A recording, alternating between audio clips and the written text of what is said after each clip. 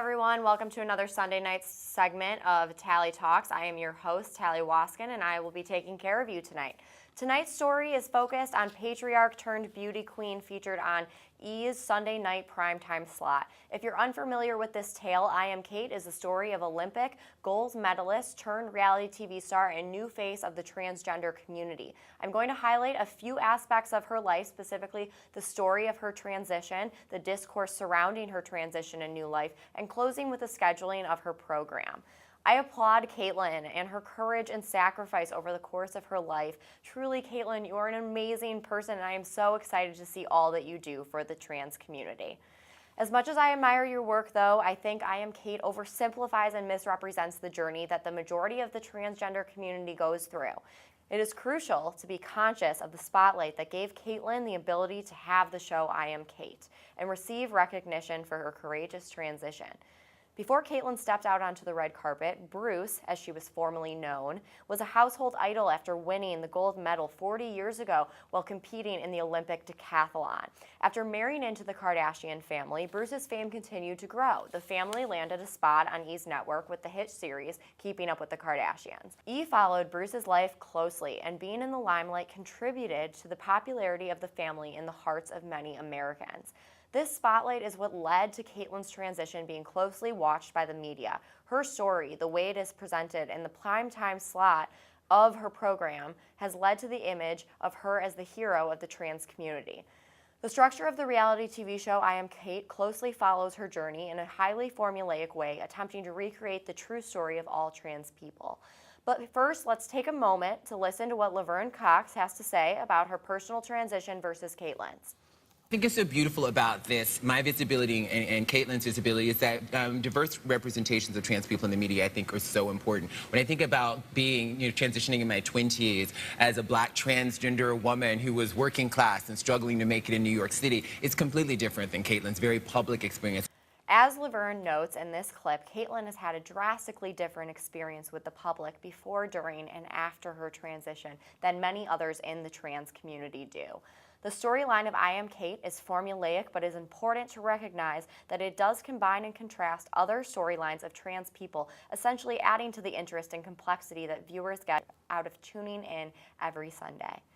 Caitlin has the resources to have both a public and private transition into her new life. For many trans people, they are not as fortunate to have the support or access to funds to reinvent themselves. Caitlin had the privilege of being able to decide how and when she wanted to announce her new identity. Keeping this in mind, we sense that someone or some agency was presenting these images in just the way someone or something has chosen these camera setups to be arranged in just this fashion. She was able to work closely with E's studio to produce I Am Kate, where she can showcase her transition and the trans community from her perspective. Perceived as the face of the trans community, there are implications that come along with her status in society. Recently, Caitlin got into quite the disagreement with fellow trans friends when she shared her conservative political views. And if we're unfortunate enough to get Hillary as our next president, we need her on our side. Right. Although she won't be. Which Republican She could care less about women. She cares about herself. Which Republican candidate do you think will be most supportive of transgender people? All of them. Yeah, they don't. No, the Republicans. While I'm sure this isn't news to you, TV conveys the culture's dominant values and self-image. However, Kate's conservative ideas and beliefs conflict with the overwhelming majority of the trans community. This is problematic when she is discussed as a hero or face of the community because they are a marginalized group of people that is being represented. But let's get back to Caitlin's family. The Kardashian clan and their program played an essential role in Kate's transition. With cameras constantly documenting both Caitlin and her family, it is likely that the reactions of the family are slightly mediated and produced by E. Take a look at Chris's first encounter with Caitlin after completing her transition. Where's the best light? Right here. Hey, there we go. Now, what are you going to do with this selfie? Okay. In our society, the meanings, values, beliefs, and ideas expressed through I Am Kate and the ways in which these meanings are perceived and understood by the show's audiences is a dynamic process involving the interaction of multiple influences or determinations. Specifically, while it is clear that Kris was upset about Caitlyn leaving her old life behind, the show oversimplifies the relationship and feelings most families encounter with a transitioning loved one. I Am Kate and Keeping Up with the Kardashians influenced the behavior of the family due to the constant presence of the cameras. Television narratives, especially Kate's story, are unique in the fact that the texts are embedded with the meta discourse of E's Sunday schedule.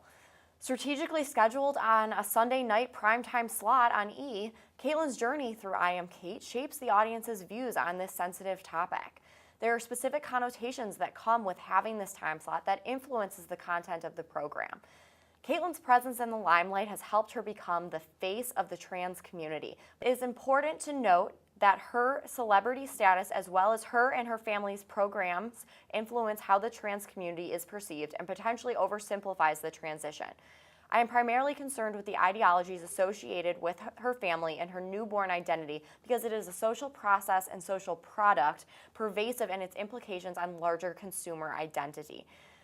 Her story suggests dominant ideological interest about the trans community, even though it is a highly romanticized tale of a celebrity with resources overcoming the battle with her identity. Again, I want to reiterate, Caitlyn Jenner has gone through an incredible journey, and we must not overlook the courage it took to get to where she is today. However, we want the world to know that this is one woman's transition, and it has been mediated by her existing fame.